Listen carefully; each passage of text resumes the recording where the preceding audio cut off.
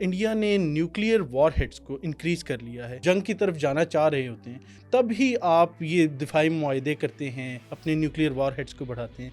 तो इसकी क्या तफसीलात हैं? घटिया शैतान वहां पर बरसर इक़्तिदार है और डोमेस्टिक कंजम्पशन के लिए कारकर्दगी सिफर है, किया कुछ नहीं, पल्ले कख नहीं है। अपनी आवाम को बेवकूफ बनाना है, उल्लू बनाना है, पागल बनाना है, उसके लिए हर वक्त ऐसा माहौल बना के रखो पाकिस्तान के साथ लड़ाई हो गई। करतूत देख ली हमने, औकात देख ली इनकी कि 4 घंटों में घुटनों पर थे, but military spending 9 times Pakistan से ज्यादा। एंड एडिशनली और तुम्हारे 70-80 करोड़ लोगों के पास वॉशरूम जैसी बेसिक फैसिलिटी नहीं है। तुम्हारे 82% लोग वो दिन में 2 वक्त का खाना नहीं खा सकते। ये तुम्हारे यहाँ पॉवर्टी का हाल है। दुनिया को बहरहाल इसका नोटिस लेना चाहिए कि ये जो आपने बुनियादी तौर पर बांदर के हाथ में माचिस दे दी है, अब ये जो बांदर वहां पर भारत में बरसर इक़्तिदार है ना, अब वो माचिस से काम खराब कर रहा है, वो जंगल को आग लगा देगा और जंगल को जब आग लगेगी तो वो खुद भी उसका शिकार होगा। ये उसको समझ में नहीं आ रहा। कैपेबल ऑफ 2 फ्रंट वॉर बहुत ज्यादा सुन रहे हैं आजकल इंडियन मीडिया के ऊपर कि जी हमें चाइना से भी मसला है, हमें पाकिस्तान से भी मसला है, तो हम 2 फ्रंट वॉर। 2 फ्रंट तो दूर, ये सिंगल फ्रंट वॉर के कैपेबल नहीं है। मेजर गौरव आर्या बाजू उठा के कहता था कि INS विक्रांत भून डालो कराची को, 8-10 ब्राह्मोस मार दो कराची पोर्ट पर, तबाह कर दो कराची शहर को, भून डालो इसको। और भूना था हमने, तुम्हारी 26 मिलिट्री इंस्टॉलेशंस भुनी थी, तुम्हारी एयर बेसेस, एयरफील्ड्स, ब्राह्मोस की स्टोरेज साइट्स, तुम्हारे ब्रिगेड हेडक्वार्टर्स, तुम्हारे एमिनेशन डिपोज, 26 भुने थे, हमने भुने थे। हमारे फतह सीरीज के मिजाइलों ने भुने थे। अब आओ घटिया लोगों, बगैर तो करो कुछ, अब तुम्हें जलवे दिखाएंगे फतह 3 के।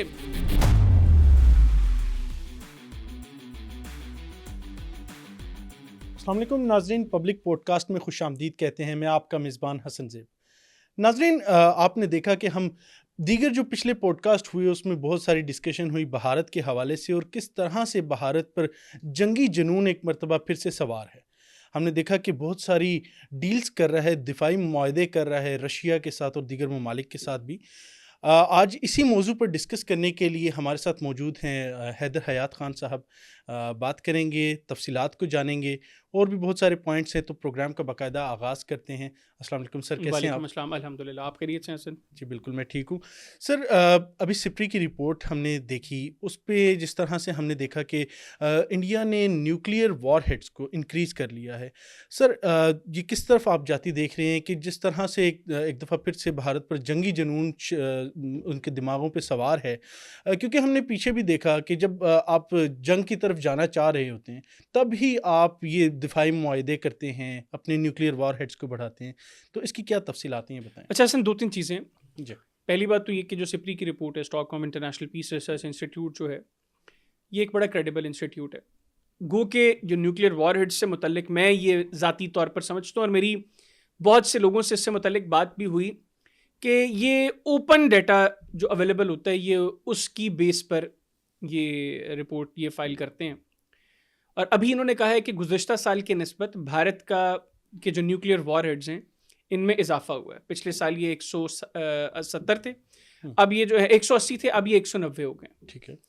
और पाकिस्तान के इसके मुकाबले में 170 हैं। और स्टॉकहोम इंटरनेशनल की रिपोर्ट में अगर हम ओवरऑल इसको थोड़ा सा इनिशियली डिस्कस करें तो वो कहते हैं कि 82% जो वॉरहेड्स हैं इस वक्त, वो सिर्फ रशिया और अमेरिका के पास हैं। अराउंड 4380 वॉरहेड्स जो हैं वो रशिया के पास हैं। एग्जैक्टली। फिर 3700 न्यूक्लियर वॉरहेड्स जो हैं वो अमेरिका के पास हैं। और ये पूरी दुनिया में इस वक्त जितना जो आप समझ लें कि जौहरी मवाद है, उसका 82% ये बनता है। फिर तीसरे नंबर पर चाइना है, चौथे नंबर पर फ्रांस है, फिर बरतानिया है 5वें नंबर पर, छठे नंबर पर इसमें भारत आता है जिसके पास एज पर सिप्री 190 न्यूक्लियर वॉरहेड्स हैं, और 7वां नंबर है पाकिस्तान का, और 8वां नंबर इसमें इजराइल का आता है जिसके पास रिपोर्टेडली 90 के करीब न्यूक्लियर वॉरहेड्स हैं, और फिर शुमाली कोरिया के पास 60। तो ये ओपन डेटा, क्योंकि अब इजराइल ने तो कभी बताया नहीं ना, वो तो उन्होंने अनाउंस ही नहीं किया हुआ कि वो न्यूक्लियर पा रहे हैं, लेकिन वो है, दुनिया जानती है। तो ये एग्जैक्ट नंबर्स ना भी हों तो इसमें एक चीज क्लियर हो जाती है, अप्रोच, कि भारत बहुत एग्रेसिवली अपने न्यूक्लियर वॉरहेड्स जो है उसमें इजाफा कर रहा है। अब इसी रिपोर्ट के अंदर वो एक तो और बड़ी अहम चीजें कहते हैं। एक तो जो पोटेंशियल स्ट्रेटेजिक शिफ्ट है, इसको मैं आगे चल के डिस्कस करता हूं। जो इंपॉर्टेंट चीज है कि भारत अब लॉन्ग रेंज वेपन्स जो है उनके ऊपर फोकस कर रहा है और इनकी कोशिश है कि ऐसे वॉरहेड्स, ऐसे वेपन्स तैयार किए जाएं जो अक्रॉस चाइना ये टारगेट कर सके। ये अब इनके एम्बिशंस हैं, बिल्कुल, जो बहरहाल दुनिया के लिए एक खतरनाक चीज है। अच्छा, भारत और पाकिस्तान चूंकि दोनों हमसाये ममालिक हैं, दोनों न्यूक्लियर पावर्स हैं, दोनों के पास इतनी कैपेबिलिटी है कि दोनों के मिसाइल्स जो हैं वो एक दूसरे को तहस नहस कर सकते हैं। हम भी, भारत भी चाहे तो वो हम पर हमला करके हमें जो है वो नुकसान पहुंचा सकता है। सिमिलरली हमारा भी जो न्यूक्लियर प्रोग्राम है वो चूंकि इंडिया सेंट्रिक है, हम भी एक कोने से दूसरे कोने तक भारत की धज्जियां भी कर सकते हैं, बिल्कुल तो नाबूद कर सकते हैं। यहां पर अब वो जो पोटेंशियल स्ट्रेटेजिक शिफ्ट है जो Stockholm International Peace Research Institute की रिपोर्ट में वो बताते हैं, वो ये है कि भारत पीस टाइम में, वो कहते हैं कि जो स्मॉल नंबर है न्यूक्लियर वॉरहेड्स का वो मिसाइल्स पर लगा कर रखेगा पीस टाइम में। ये अब एक अलार्मिंग चीज है। एक तो आप हालत जंग में हैं, बिल्कुल आपको जंग का खतरा है, ठीक है, ऐसे में इस तरह की चीजें समझ में आती है। गो के उस वक्त भी न्यूक्लियर का हथियारों का इस्तेमाल एक अहमकाना अप्रोच है, लेकिन बहरहाल चूंकि घटिया शैतान वहां पर बरसर इक़्तिदार है और डोमेस्टिक कंजम्पशन के लिए कारकर्दगी सिफर है, किया कुछ नहीं, पल्ले कख नहीं है, बिल्कुल, तो सिर्फ अपनी आवाम को बेवकूफ बनाना है, उल्लू बनाना है, पागल बनाना है।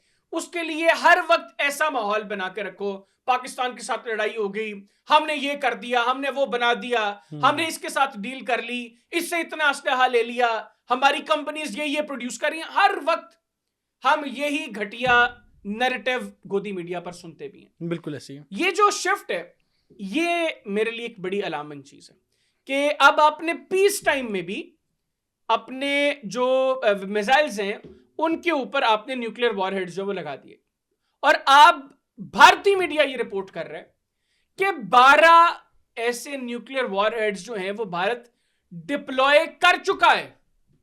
अच्छा, एक तो सिपरी की इस रिपोर्ट को ऑफिशियली उनकी हुकूमत ने ना इस पर इनकार किया है ना इसको माना है, तो उनका चूंकि उन्होंने इनकार भी नहीं किया, इससे ये समझ में आती है चीज कि ये अप्रोच है अब वहां पर अप्रोच है। अब भारतीय मीडिया ये कह रहा है कि 12 न्यूक्लियर वॉरहेड्स भारत ने डिप्लॉय कर दिए and that is a clear message to Pakistan as per Godi media.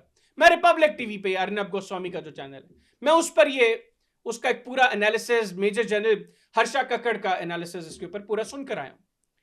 तो ये अप्रोच है भारत में। गो के हमें बहरहाल खतरा नहीं है भारत से, भारत को अंदाजा है। ये जो बड़ी डिबेट होती है ना उनके चैनल्स पर कि जी पाकिस्तान जो है वो सेकंड स्ट्राइक कैपेबिलिटी पाकिस्तान के पास है या नहीं, पाकिस्तान की कैपेबिलिटीज क्या क्या कुछ है वो हम वक्त पर बताते हैं। बिल्कुल ऐसी हमने गुज़िश्ता साल भी इनको वक्त पे मौके पे बताया था, चौके छक्के मार के कि हम क्या कर सकते हैं, हमारी काबिलियत क्या है, हमारा मसल क्या है, हमारी ताकत कितनी है।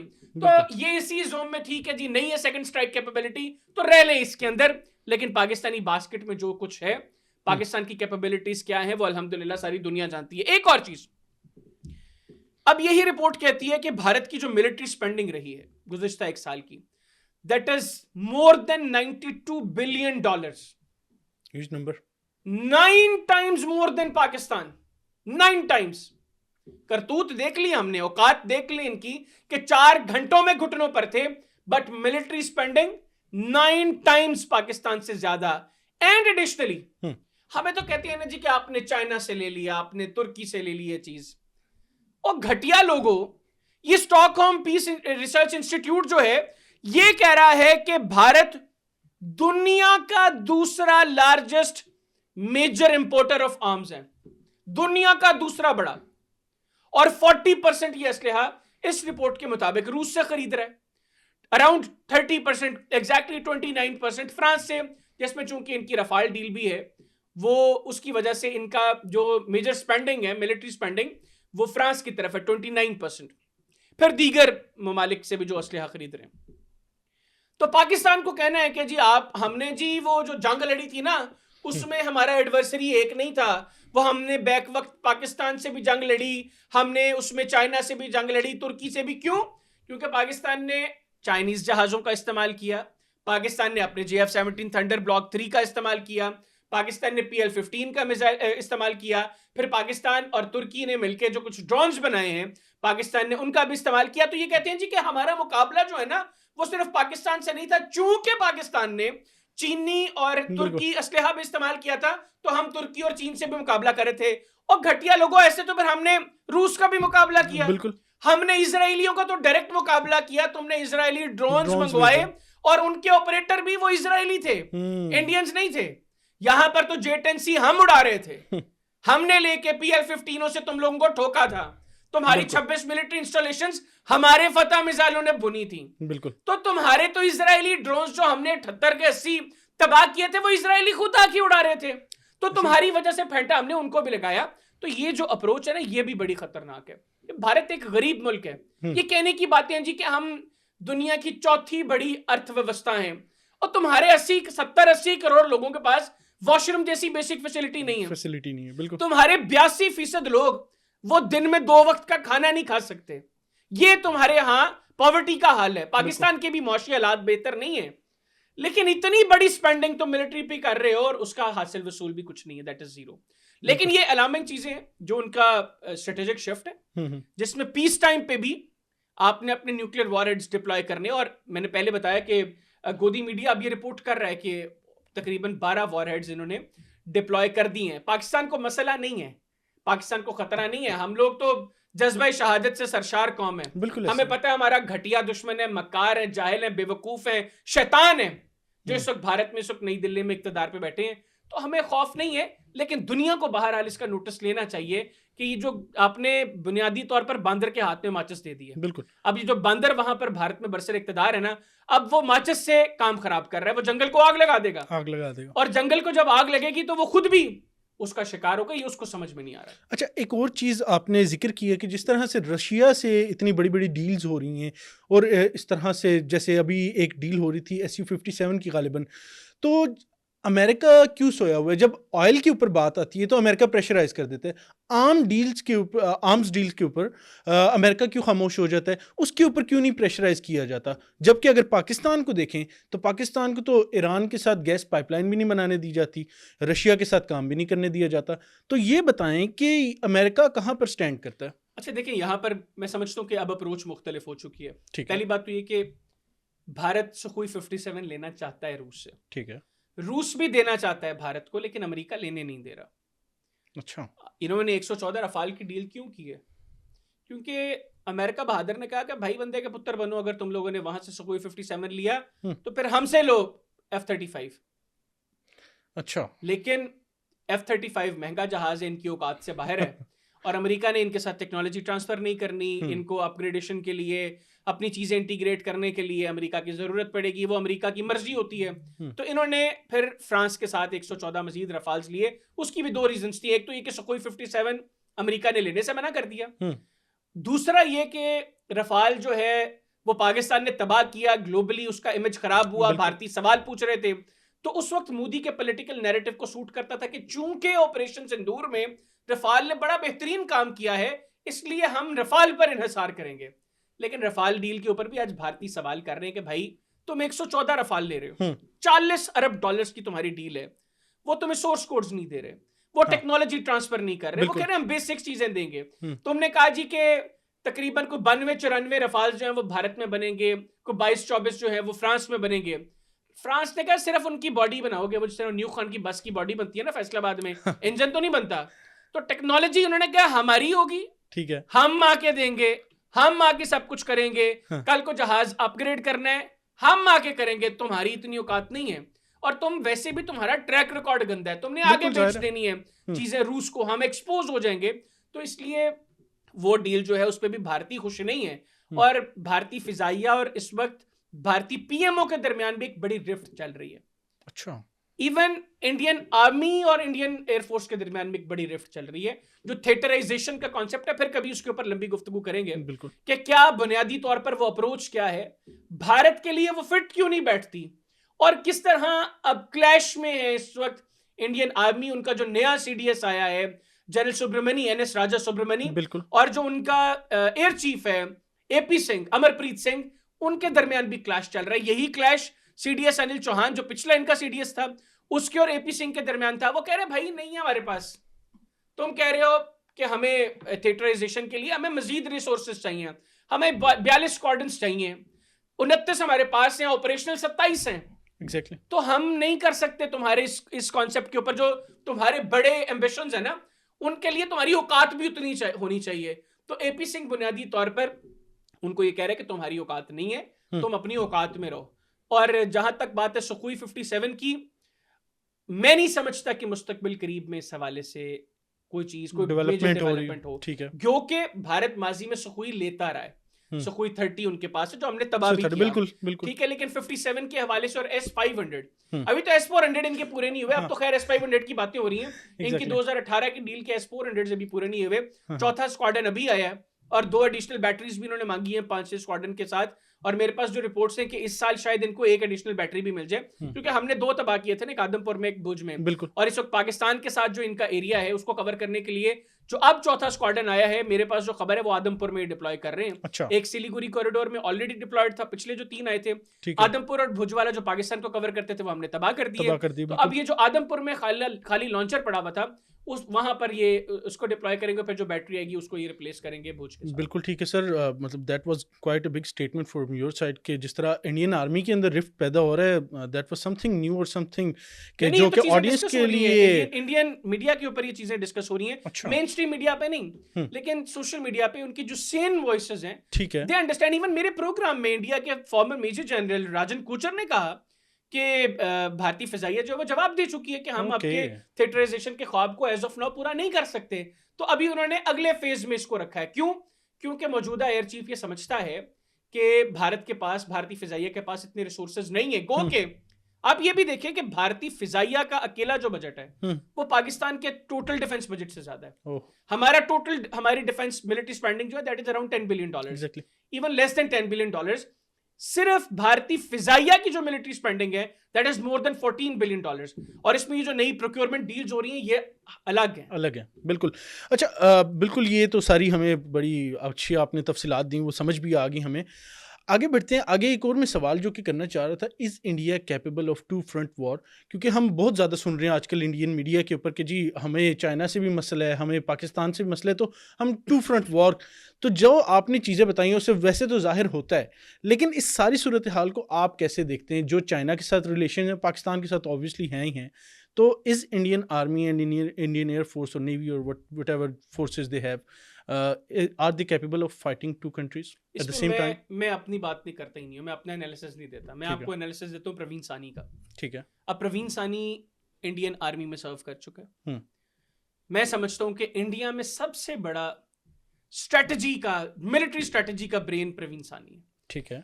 इस बंदे ने 2019 में कहा था कि अगर भारत और पाकिस्तान की जंग होगी तो पाकिस्तान भारत को शिकस्त देगा। सबने कहा ये गद्दार है जी, ये तो आईएसआई का एजेंट है, ये आईएसआई का एजेंट है, ये कभी चाइना का एजेंट बन जाता है, कभी इसको चाइनीज एजेंट कहा जाता है। मेरे प्रोग्राम में गुज़िश्ता साल जो जंग हुई उससे 1.5 साल कबल मेरे प्रोग्राम में प्रवीण सानी साहब से मैंने सवाल किया कि अगर पाकिस्तान और भारत के दरमियान जंग होती है, आप क्या समझते हैं कौन सा मुल्क जंग जीतेगा? उन्होंने कहा पाकिस्तान। उन्होंने कहा कि पाकिस्तान ने अपनी मिलिट्री स्पेंडिंग बहुत अच्छी की है और चाइना के साथ जो कोलैबोरेशन है पाकिस्तान का, जो ट्रस्ट का रिश्ता है, बिल्कुल वो भारत कभी मैच नहीं कर सकता, अकेले पाकिस्तान को मैच नहीं कर सकता। जो पाकिस्तान ने ब्रेन्स प्रोड्यूस किए, हम आर्टिफिशियल इंटेलिजेंस में जो कुछ कर रहे हैं, साइबर वॉरफेयर में जो कुछ कर रहे हैं, इलेक्ट्रॉनिक वॉरफेयर में पाकिस्तान जो कुछ कर रहे हैं, वो इंडिया मैच नहीं कर सकता। उन्होंने अब हमें कॉपी करना शुरू किया 1 साल जंग में शिकस्त के 1 साल के बाद, और अब 1 साल में वो जब हमारे लेवल तक पहुंचने की कोशिश करेंगे, हम अल्हम्दुलिल्लाह और के लेवल्स पार कर चुके होंगे। तो प्रवीण सानी साहब कहते हैं, उनकी किताब है द लास्ट वॉर, अभी तक की उनकी आखिरी पब्लिकेशन वही है, अगर मैं गलत नहीं तो शायद 2022 में ये पब्लिश हुई थी। द लास्ट वॉर के पहले जो 16 सफ़े हैं उसमें प्रवीण सानी साहब ने एक पिक्चर खींची है इंडिया के 2 फ्रंट वॉर की। उसमें उन्होंने बताया कि जो इनका हेडक्वार्टर है वहां पर जो है वो किस तरह खबर पहुंचती है कि चाइना के साथ जंग शुरू हो गई है, पाकिस्तान के साथ भारत की जंग शुरू हो गई है। जो 2 फ्रंट वॉर की जो आपने बात की ना कि India is capable of 2 front war, तो प्रवीण सानी साहब ने उसमें पहले 16 सफ़े मुझे अच्छी तरह याद है, मैंने कुछ 10 दफा पढ़े हैं वो। उसमें उन्होंने नक्शा खींचा है कि कैसे हर फ्रंट पर भारत की चित्रोल हुई। फेंटा लगाया पाकिस्तान ने, फेंटा लगाया चीन ने, बिल्कुल, और ये हकीकत है। हाँ ये तो सच है, इसमें कोई डाउट नहीं। इनकी औकात सिंगल फ्रंट की नहीं है, ये टू फ्रंट की बात करते हैं, सिंगल फ्रंट की औकात नहीं है। देखिए, जंगें अददी बर्तरी से जीती नहीं जाती, जंगों में और बहुत चीजें मैटर करती हैं। आप कह रहे हैं जी कि हमारी जो ग्राउंड फोर्सेस हैं वो पाकिस्तान के मुकाबले में 2 गुना से ज्यादा हैं, हमारी फिजाइया पाकिस्तानी फिजाइया से 2 गुना से ज्यादा बड़ी है, हमारी नेवी जो है वो पाकिस्तान की नेवी से 3 गुना बड़ी है। तो भाई औकात तो देख ली ना तुमने। 4 घंटे, सिर्फ 4 घंटे लगे पाकिस्तान को, जब पाकिस्तान ने, तुमने रात की तारीकी में, अंधेरे की आड़ में बुज़दिलों की तरह कार्रवाई की, हमने दिन की रोशनी में अलानिया बता के तुम्हारी 26 मिलिट्री इंस्टॉलेशंस को भुना। मैं बार बार बात करता हूं, वो मेजर गौरव आर्या बाजू उठा के कहता था कि आईएनएस विक्रांत भून डालो कराची को, 8-10 ब्राह्मोस मार दो कराची पोर्ट पर, तबाह कर दो कराची शहर को, भून डालो इसको। वो भुना था हमने। हाँ जी, तुम्हारी 26 मिलिट्री इंस्टॉलेशंस भुनी थी, तुम्हारी एयर बेसेस, एयरफील्ड्स, ब्राह्मोस की स्टोरेज साइट्स, तुम्हारे ब्रिगेड हेडक्वार्टर्स, तुम्हारे एमिनेशन डिपोज, 26 भुने थे, हमने भुने थे। हमारे फतह सीरीज के मिजाइलों ने भुने थे, और तब तक हमारे पास फतह 1 और 2 था। बिल्कुल। अब आओ घटिया लोगों, बगैर तो करो कुछ। अब तुम्हें जलवे दिखाएंगे फतह 3 के, अब तुम्हें जलवे दिखाएंगे फतह 4 के, और जरूरत पड़ी तो फतह 5 के भी जलवे दिखाएंगे। तो ये 2 फ्रंट तो दूर, ये सिंगल फ्रंट वॉर के कैपेबल नहीं है। और मैं आपसे अभी इनके रिसेंटली इनकी बांग्लादेश की बॉर्डर गार्ड्स के साथ इनका मसला हुआ, क्लैश हुआ, आगे चल के वो भी डिस्कस करते हैं। लेकिन फिलहाल जिस बारे में मैं बात करना चाह रहा हूँ, अब मैं एक ऐसी पर्सनैलिटी को कोट करने जा रहा हूँ जनरल बख्शी के हवाले से। पहले तो आपने भी जिक्र किया जिस तरह मेजर गौरव आर्या हैं, पहले तो सवाल ये बनता है कि इंडिया और पाकिस्तान आर्मी की बहुत क्रॉस कंपैरिजन होता है, Indian army Pakistan army. Professionalism के हिसाब से अगर हम देखें तो हमें स्क्रीन पर ही नज़र आ जाता है कि जिस तरह से वॉर के दिनों में पाकिस्तानी जनरल्स या रिटायर्ड ऑफिसर्स थे वो किस तरह से बात कर रहे थे, और जो जनरल बख्शी हैं और गौरव आर्या की उनकी क्या बॉडी लैंग्वेज थी। उसके साथ साथ जनरल बख्शी ने कोट किया कि जो एमका 5th जनरेशन अपना ये त्यारा बना रहे थे, हमने SU-57 के बारे में तो बात की, ये जहाज़ कब बनेगा ये बताते तो रहते हैं, दिखाते तो रहते हैं कि बन जाएगा, लेकिन एक पूरा नहीं हुआ। इसके बारे में क्या इन्फॉर्मेशन है ये भी बताएं हमें। अच्छा, 2-3 चीज़ें एमका को लेकर। एक तो जनरल बख्शी और आपने जो कंपैरिजन की बात की, तो कंपैरिजन तो बड़ा क्लियर है, इसमें कोई शक नहीं है कि हमारी फोर्सेस जो हैं प्रोफेशनलिज्म, वो प्रोफेशनल फोर्सेस हैं। हमें पता है हमारे बजट कम है, हम लोग सोचते और तरह हैं, हमें पता है कि हमने अपना दिफा करना है, हमारा दुश्मन जो है वो हमसे कई गुना बड़ा है। बिल्कुल, फिर एक बड़ी ताकत है ना, इसमें तो कोई शक नहीं है। बिल्कुल। तो हम उस अप्रोच के साथ अपनी तैयारी करते हैं, और अल्हम्दुलिल्लाह अल्लाह ताला का बड़ा शुक्र है, मैं अल्लाह ताला से डर के कह रहा हूँ कि मौका मिला, हमने साबित किया। बिल्कुल, बाकी इसमें कोई शक नहीं है, इंडिया में भी बड़े प्रोफेशनल लोग हैं, बड़े अच्छे गुफ्तगू करने वाले, उनकी फिजाइया के, उनकी नेवी के, मेरे बहुत से इंटरेक्शंस रहे हैं उनके लोगों के साथ मुख्तलिफ चैनल्स पे।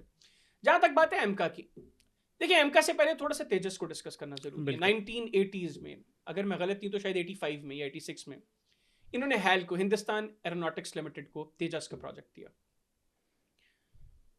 अब 85 से ये तेजस शुरू हुआ है, 2026 में हम आ गए, तकरीबन 40-41 साल। 40-41 सालों में ये यही फैसला नहीं कर सके कि तेजस में इंजन कौन सा लगाना है। कभी एक इंजन लेके आते हैं, उसके साथ बॉडी फिट नहीं होती, उसके मुताबिक बॉडी को ये चेंज करते हैं तो इंजन फिट नहीं बैठता। इन्होंने अब GE जनरल इलेक्ट्रिक्स 404 इंजन जो है, GE 404, वो फाइनल किया तेजस के लिए, और अभी इस वक्त तेजस जो है वो ऑपरेशनल नहीं है। बिल्कुल, और मैं ये कहना चाह रहा था कि MiG-21 की तरह मुझे तो लगता है इसका भी निकनेम फ्लाइंग कॉफिन बन जाएगा। बन गया ना। देखिए इनके पास जो, इन्होंने वैसे तो 2 स्क्वाड्रन से कहते हैं हमारे पास तेजस के हैं, लेकिन 2 स्क्वाड्रन से कम नंबर है जो हैल ने डिलीवर किया है इंडियन एयरफोर्स को। उसमें जो जहाज उड़ान के काबिल हैं वो 7-8 हैं, उनमें से भी 3-4 तबाह हो गए। मैं तो अक्सर बात करता हूं कि मुझे अफसोस रहेगा इस चीज का, एक के बाद एक तेजस इनका तबाह होता जा रहा है। अगर कल को जंग हुई पाकिस्तान और इंडिया की, और इनके तेजस इनके पायलट्स ने खुद तबाह कर दिए, तो ये तो हमारे खिलाफ उड़ा भी नहीं सकेंगे और हमें मौका ही नहीं मिलेगा तेजस को गिराने का। तो इनको थोड़ा सा तेजस के ऊपर काम करना चाहिए कि थोड़ा अच्छा जहाज बनाए। वैसे भी पिछले साल जंग में मजा नहीं आया, बड़ा दुश्मन था, लेकिन 4 घंटों में घुटनों पे चला गया। इनको चाहिए कि अपनी तैयारी थोड़ी सी बेहतर करें। हम एक मजबूत दुश्मन से लड़ना चाहते हैं। हमें अपनी तैयारी पे भरोसा है, हमें पता है कि अल्लाह ताला ने हमें जो लीडरशिप दी है और हमारे लोगों का जो जज्बा है वो बहुत बेहतरीन है। हम आउट क्लास करेंगे इंशाल्लाह, लेकिन इनको थोड़ा सा इसके ऊपर काम करना चाहिए। अब तेजस जो है, जनरल बख्शी कहते हैं कि अमेरिका चाहते नहीं है कि तेजस प्रोजेक्ट कामयाब हो। गो कि इनकी अप्रोच एक वक्त में ये रही है कि हम तेजस अमेरिका को भेजेंगे, हम बेचेंगे, हम एक सस्ता जहाज बनाएंगे जो बड़ा बेहतरीन, दुनिया के बेहतरीन जहाजों में से होगा। सोच तो अच्छी है, लेकिन बंदे को अपनी औकात का भी पता होना चाहिए, बंदे को अपने गिरेबान में झांकना चाहिए कि मैं हूं क्या, मैं कर क्या सकता हूं। तो इन्होंने जो G404 इंजन मंगवाए, मेरे पास जो रिपोर्ट है 100 के करीब इन्होंने इंजन ऑर्डर किया। ठीक है, शायद अगला ऑर्डर 200 इंजन का है। 7 इनको डिलीवर हुए हैं, इनको उसमें काफी प्रॉब्लम्स आ रही हैं, और जो 7 डिलीवर हुए हैं उनमें से 3-4 ये तबाह कर चुके हैं। तो इनके जो जहाज उड़ान के काबिल है वो 3-4 हैं, लेकिन उनमें भी मसला ये है कि उनकी बॉडी इस तरह की है कि वो इंजन के साथ फिट नहीं बैठ रही। तो वो 3 भी इन्होंने ग्राउंड कर दी और अब ये दोबारा सोच रहे हैं किसी नए इंजन की तरफ जाएं। तो ये 40 साल इनको पहले लग गई, अगले 40 साल भी ये बगैरत ये कुछ करेंगे। अब आ जाए एमका की तरफ। एमका के केस में इन्होंने हेल को ऑर्डर नहीं दिया, जो भारत की सरकारी कंपनी है हिंदुस्तान एरोनॉटिक्स लिमिटेड, उसको इन्होंने कहा ऑर्डर नहीं देना क्योंकि ये टाइमलाइंस मीट ही नहीं करते। और ये बात मैं नहीं कर रहा, Amarpreet Singh, air chief marshal Amarpreet Singh ने गुज़िश्ता साल जनवरी में कहा था कि हम हेल को ऑर्डर करते हैं, हमारे ऑर्डर्स मीट ही नहीं हो रहे। और टाइमलाइंस का इतना फर्क है कि जो चीजें हमें आज मिलनी चाहिए वो हमें 40 साल बाद भी नहीं मिलती। बिल्कुल। तो एमका के केस में इन्होंने 3 कंपनीज को शॉर्टलिस्ट किया है, जिसको ये प्रोटोटाइप के लिए इन्होंने कहा है कि आप तीनों प्रोटोटाइप्स तैयार करें, उसके बाद हम फाइनल करेंगे कि हमने ऑर्डर किसको देना है। एक तो उसमें टाटा है, 2 कंसोर्शियम्स हैं, एक भारत फौज और एक Larsen and Toubro.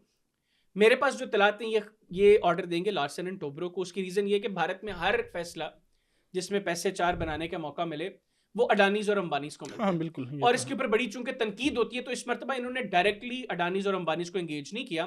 Larsen and Toubro वो कंपनी है जो प्रोक्योरमेंट करती है अडानी ग्रुप के लिए। तो अब ये इनडायरेक्टली अडानी को ही बुनियादी तौर पर ये मिलेगा।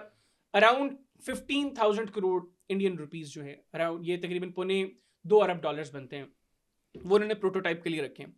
अब जनरल बख्शी ये कहते हैं कि इसके लिए आपको G414 चाहिए, आपने 5th जनरेशन जहाज बनाना है। तेजस के केस में आपको G404 चाहिए था 404, यहां पे आपको GE414 चाहिए 414। और जब आपको 404 नहीं टाइम पे मिले तो आपको 414 कौन देगा?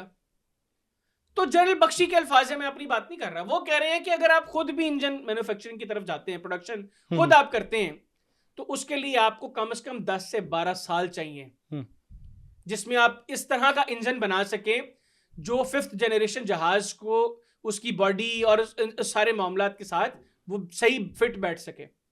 इसका मतलब है कि ये एमका जो है, इसके नाम पर गरीब भारतीयों के मजीद अरबों डॉलर, वो कहते हैं it's an other costly mistake. AMCA advanced medium combat aircraft as per general Bakshi is another costly mistake. तो ये इसके अंदर अभी मुस्तकबिल करीब में तो मुझे कम से कम ये कामयाब होते कुछ होता नजर नहीं आ रहा। और जनरल बख्शी के अल्फाज हैं, भाई मैं अपनी बात तो कर नहीं रहा, इंडियन है, कह दें उसको भी गद्दार है, पाकिस्तानी कह दें, जो उनका दिल करता है, लेकिन वो कह रहे हैं कि प्रैक्टिकल ग्राउंड्स पे अगले 10-12 साल तक एमका यानी एडवांस्ड मीडियम कॉम्बैट एयरक्राफ्ट का ख्वाब भारत का पूरा नहीं हो सकता। अच्छा, बिल्कुल ठीक हो गया। आगे बढ़ते हैं। आगे जिस तरह हमने बात की कि पिछले साल जिस तरह जंग हुई पाकिस्तान और भारत की, और पाकिस्तान ने बहुत सारे इसराइली ड्रोन्स गिरा दिए, अब भारत ये भी सोच रहा है कि मैं मज़ीद ड्रोन्स खरीद लूँ। मुझे लगता है कि पहले तो सारे हमने गिरा दिए, अब मज़ीद मूव ऑन करने की कोशिश कर रहे हैं कि और ड्रोन्स लें। वो कौन से ड्रोन्स हैं उस बारे में भी बताएं हमें। अच्छा, एक तो भारत ड्रोन्स के हवाले से हम लोगों ने बहुत पहले इसके ऊपर काम शुरू कर दिया। हाँ जी, एग्जैक्टली।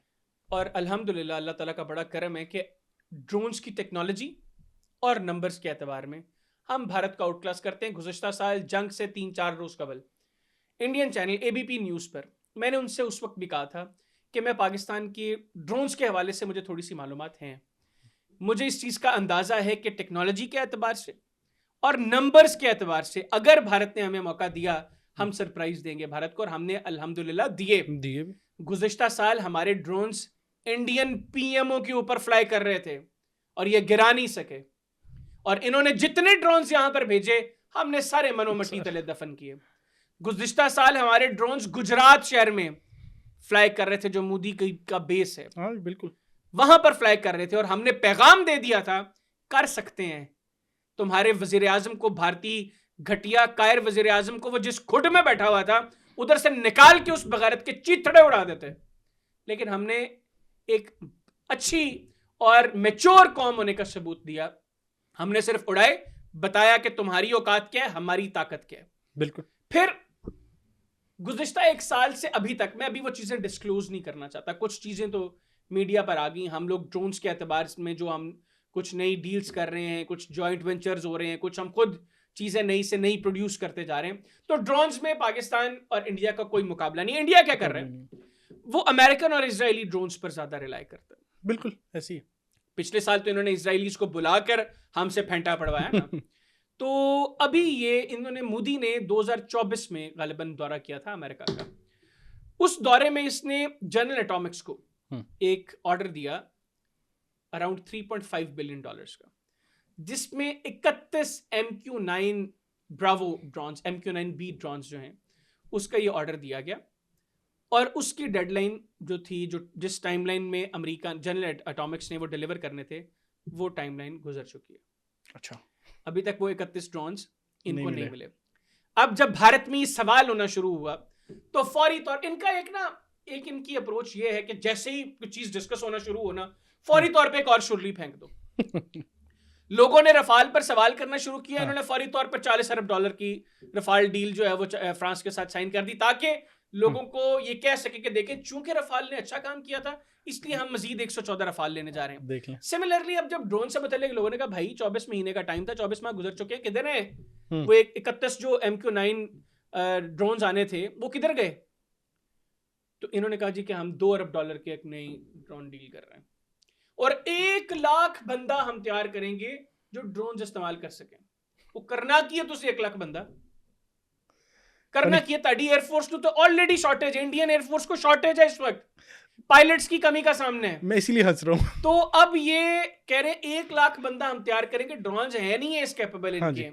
अभी ले रहे हैं, ठीक है, पैसे खर्च कर रहे हैं, अंधाधुंध गरीब भारतीयों का पैसा ये लगाई जा रहे हैं दिफा पर, हासिल वसूल कुछ नहीं होने लगा। मैं हर चीज डिस्क्लोज नहीं करूंगा, कुछ चीजें तो डेफिनेटली उनकी जो एजेंसीज हैं वो भी काम कर रही होंगी ना, मालूमात लेने की कोशिश कर रही होंगी, कुछ चीजें उनको पता है। हम लोग उनकी तरह ना शेखी नहीं मारते, हम हर वक्त जो है वो शोर नहीं बताते कि हो हमने ये ले लिया, हमने वो ले लिया, अब हम ऐसे कर देंगे, हम तैस नैस कर देंगे, हम ऐसी की तैसी कर देंगे। हम मौके पे बताते हैं, चौका मार के दिखाया भी था, ये पिछले साल मारा था, बिल्कुल। अब मौका मिला जो चौके नहीं छक्के मारेंगे इंशाल्लाह, और स्टेडियम से बाहर। और ये ना सिर्फ ये 2019 में भी ऑपरेशन स्विफ्ट रोड, इनको उस वक्त ही समझ जाना चाहिए था, जो मैंने आपको प्रवीण सानी साहब का जिक्र किया ना, 2019 में पाकिस्तान ने जिस तरीके से इनकी फिजाइया को शिकस्त दी थी, बिल्कुल इनको समझ जाना चाहिए था कि पाकिस्तान की तैयारी किस तरह की है, बिल्कुल। लेकिन इन्होंने सबक नहीं सीखा, 25 में फिर मार खाई, और अभी भी सबक नहीं सीख रहे, अभी भी वही अंधाधुंध स्पेंडिंग कर रहे हैं इधर उधर, वो चीजें जिनका फायदा कोई नहीं। अब देखिए ना, चीज हो देना, मशीन सिर्फ मैटर नहीं करती, it's the man behind the machine who matters. बिल्कुल, रफाल अच्छा जहाज है यार। हम कहते, वो क्या कहा था एयर वाइस मार्शल औरंगजेब साहब ने कि Rafale is an equally important aircraft if employed well. बिल्कुल। तो भाई मशीन मैटर नहीं करती, it's the man behind the machine which who matters. तो ये इनको थोड़ा सा इसके ऊपर काम करना चाहिए, ये कर नहीं रहे, कर भी नहीं सकते, क्योंकि बुनियादी तौर पर बुज़दिल लोग हैं, कायर हैं, डरते हैं, डरपोक हैं। और ये जो बढ़के मारता है ना, ये मेजर गौरव आर्या और जनरल बख्शी जैसे, इसकी तो जनरल बख्शी का तो उसकी मूंछों से टांग देना चाहिए, और मेजर गौरव आर्या के मुंह में हाथ डाल के इसके हलक से ये जो हिंदुत्व का प्रचार करता है ना, ये सारी चीजें इसकी हलक से बाहर निकाल के फेंक देना, इसके मुंह पे पाकिस्तानी फौजियों के बूटों से इसका फेंटा लगाना चाहिए। Exactly. और इनको फेंटा लगेगा, अब की बार इन्होंने मौका दिया। बिल्कुल, फेंटे की बात हो रही है तो फेंटा सिर्फ इनको यहाँ से नहीं लग रहा। हमने 2 फ्रंट वॉर की बात की, लेकिन जैसे आपने पीछे जिक्र किया था कि बांग्लादेशी फोर्सेस के साथ भी इनका फटा एक शुरू हो गया, बॉर्डर सिक्योरिटी फोर्स जिसको BSF कहते हैं, और बांग्लादेशी जो बॉर्डर गार्ड्स हैं उनके साथ इनकी लड़ाई हुई, झड़प हुई, उसके बारे में बताएं कि वो क्या मामला है। अच्छा, मैंने पिछले पॉडकास्ट में थोड़ा सा उसके बारे में बताया, लेकिन अब लेटेस्ट डेवलपमेंट उसमें ये हुई है कि अब काफी जगहों पर झड़पें हुई हैं। अच्छा, इंटरेस्टिंगली अब आप देखें ना, बातें बढ़के क्या मारनी है, पाकिस्तान से लड़ना है, हमने पाकिस्तान को ऐसे शिकस्त दे देंगे, हमने ये कर दिया, हमने 11 एयर बेसिस पर अटैक किया। औकात ये है कि बांग्लादेश बॉर्डर गार्ड्स जो हैं, BGB, हर जगह पर जहां जहां क्लैश हुआ वहां पर इन्होंने फेंटा खाया उनसे। हर जगह पर इन्होंने फेंसिंग की कोशिश की वहां पे। उन्होंने सिर्फ ललकारा था इनको कि ये क्या कर रहे हो, ये नहीं करोगे तुम। इन्होंने नहीं किया। इनकी फ्लैग मीटिंग्स हो चुकी हैं और उन फ्लैग मीटिंग्स में भी काफी तल्ख माहौल रहा। एक बंगाली बॉर्डर क्रॉस करके दूसरी तरफ चला गया, बीएसएफ ने पकड़ लिया, बांग्लादेश बॉर्डर गार्ड्स ने बॉर्डर क्रॉस किया, वहां से पकड़ के उसको वापस लेके आए। ये औकात है इनकी, ये कुछ नहीं कर सके। और जिधर जिधर झड़प हुई है वहां पर बांग्लादेश बॉर्डर गार्ड्स ने वो फेंटा लगाया इनका कि इनका मेन स्ट्रीम मीडिया वो चीजें डिस्कस नहीं कर रहा। सोशल मीडिया पर लोग सवाल कर रहे हैं, तो अब इन्होंने काउंटर करने के लिए मेजर गौरव आर्या जैसे बेगैरतों को छोड़ा है कि तुम जरा इसको काउंटर करो। तो वो और तरह जी के कैटल स्मगलिंग होती है। वैसे तो ये कहते हैं ना जी कि गाय ज़िबा नहीं करनी, मुसलमानों की मॉब लिंचिंग कर देते हैं, ना भी किया उन्होंने फिर भी मॉब लिंचिंग कर देते हैं। खुद भारत दुनिया का सबसे बड़ा काउ मीट का एक्सपोर्टर है। ये खुद इनके लोग स्मगलिंग करवाते हैं क्योंकि भारत में अलाउड नहीं है, ये दीगर नेबरिंग कंट्रीज में ये स्मगल करवाते हैं गाय को। तो बांग्लादेश बॉर्डर गार्ड जो है वो तो उन्होंने तो इल्लल्लाह करके इनका इलाज किया पूरा। बिल्कुल ठीक हो गया। अच्छा, एंड पर एक और चीज़, हमने बात तो की पाकिस्तान, इंडिया, बांग्लादेश और बहुत सारी कंट्रीज़ के हवाले से, लेकिन ईरान और इसराइल की एक बार फिर से झड़पें शुरू हो गई। जिस तरह मिसाइल पिछले गुज़िश्ता दिनों में एक दूसरे पर फेंके गए। सर किस तरफ जाती देख रहे हैं ये? क्या मुज़ाकरात कामयाब हो जाएंगे? क्योंकि लेबनान से हाथ उठाने पर राज़ी नहीं है इसराइल, लेकिन हम देख रहे हैं कि ईरान भी सीधा हो गया। ये किस तरफ जा रही है बात? अच्छा, मेरा ख्याल है कि अब इस वक्त फ्रस्ट्रेशन है वाइट हाउस में। डोनाल्ड ट्रंप की और जेडी वेंस की जो स्टेटमेंट्स मैंने गुज़िश्ता 2-3 रोज़ में सुनी है, एक बड़ी जो फ़ोन कॉल पिछले दिनों काफ़ी डिस्कस हुई, जो डोनाल्ड ट्रंप और नेतन्याहू, मैं तो उसको सेटन्याहू बोलता हूँ, सेटन्याहू के दरमियान हुई, उसमें जिन अल्फाज का इस्तेमाल डोनाल्ड ट्रंप ने सेटन्याहू के लिए किया और जिस तरीके से स्नब किया, शट अप कॉल दी उसको, उससे लग रहा है कि फ्रस्ट्रेशन है अब अमेरिका में। एक तो डोनाल्ड ट्रंप की जो पॉलिटिकल उनका करियर है उसमें उनकी पॉपुलैरिटी का ग्राफ इस वक्त सबसे कम है, निचली सतह पर है। 34-35% उनकी पॉपुलैरिटी है। और इस वक्त अमेरिकन्स रिपब्लिकन्स ये देख रहे हैं कि मिड टर्म्स में शायद रिपब्लिकन्स कामयाब ना हो सकें अगर ये सिलसिला इसी तरह रहा, क्योंकि बड़ी तादाद में अमेरिकन्स अब ये सोच रहे हैं कि ये जंग इजराइल की जंग थी जो अमेरिका पर मुसल्लत की गई। और डोनाल्ड ट्रंप को भी शायद अब इस चीज़ का अंदाज़ा हो गया है कि जंग के आगाज़ से कबल जो ब्रीफिंग उसको दी गई थी कि 4 रोज़ में ईरान को तहस नहस कर देंगे, उनकी लीडरशिप ख़त्म हो जाएगी, लोग सड़कों पे होंगे, रजीम चेंज हो जाएगी, हम अपने वॉर गोल्स अचीव कर लेंगे, वो एक भी चीज़ ये अचीव नहीं कर सके। बिल्कुल ऐसे इन्होंने खामनाई को खामनाई से तब्दील किया, जिसको ये रजीम चेंज कहते हैं। इन्होंने जो गुज़श्ता साल की जो जून के हमले थे जिसमें अमेरिकन बंकर बस्टर बॉम्बर्स ने इस्फहान, नतंज और फर्दो की न्यूक्लियर साइट्स पर अटैक किया और इस्फहान में जो उनका एनरिच्ड यूरेनियम था उसको उन्होंने हिट किया और वो अब कहते हैं कि वो काफ़ी गहरा नीचे दबा हुआ है, उसको अब ये न्यूक्लियर डस्ट का नाम देते हैं ताकि ये डोमेस्टिकली अपनी पब्लिक को कह सकें कि वो तो अब चूँकि इतनी नीचे है कि वो इस्तेमाल के काबिल ही नहीं है, तो वहाँ पर भी ये पीछे हट सकते हैं। फिर जेडी वेंस ने जो कहा कि ये जो अमेरिका और ईरान के दरमियान जो मुज़ाकरात हैं वो काफ़ी पॉजिटिव नोट पर आगे बढ़ रहे हैं और अब ये जो डील होगी ये अमेरिकन्स के बहुत फ़ायदे में होगी, चाहे इजराइल इससे खुश हो या ना हो। ये फॉक्स न्यूज़ को इंटरव्यू में जेडी वेंस ने कहा है। ये सारी चीज़ें इंडिकेट कर रही हैं कि अब व्हाइट हाउस में फ्रस्ट्रेशन है टुवर्ड्स इजराइल।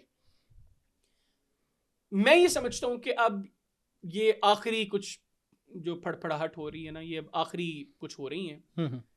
आई बिलीव कि अगले आने वाले चंद रोज़ में, मैं वैसे भी बड़ा ऑप्टिमिस्टिक हूँ, मेरी पॉजिटिव अप्रोच है, मुझे लगता है कि ये मामला अनकरीब जंगबंदी की तरफ ज़रूर चले जाएंगे। हतमी मुआहदे में वक्त लग सकता है। और लेबनान, देखिए लेबनान जो है वो ईरान की रेड लाइन है और उसके आर्मी चीफ भी गालिबन पाकिस्तान में मौजूद हैं। पाकिस्तान का दौरा किया और पाकिस्तान के आर्मी चीफ से भी उनकी मुलाकात रही है। देखिए लेबनान में आने वाले हैं इलेक्शंस और हिजबुल्लाह वहाँ की एक बड़ी पॉलिटिकल पावर है। ईरान ये भी सोच रहा है कि हालात इस तरह के रहें जिसमें हिजबुल्लाह इतनी मजबूत रहे कि आने वाले इलेक्शंस में या तो हिजबुल्लाह लेबनान में गवर्नमेंट बनाए या फिर हिजबुल्लाह के बगैर लेबनान में कोई गवर्नमेंट बना ना सके। तो ईरान के अपने इंटरेस्ट्स हैं क्योंकि ईरान को पता है कि वो इकोनॉमिकली कोई बहुत स्टेबल मुल्क नहीं है, वहाँ पर मौशी हालात बहुत ख़राब हैं, तो इसलिए उन्होंने इस रीजन में, आप इनको एलाइज कह लें, आप प्रॉक्सीज कह लें, वो रखे हुए हैं जिस तरह यमन में होसीज़ हैं, बिल्कुल सिमिलरली लेबनान में हिजबुल्ला है, अब इनको एलाइज कहें या प्रॉक्सीज कहें, जो मर्जी लफ्ज़ आप इस्तेमाल करें, लेकिन ईरान को अंदाज़ा है कि ये उसकी स्ट्रेंथ है, इसके ऊपर ईरान कॉम्प्रोमाइज़ नहीं करेगा। तो मुझे नहीं लगता कि लेबनान के मामले पर ईरान बैकफुट पर जाए।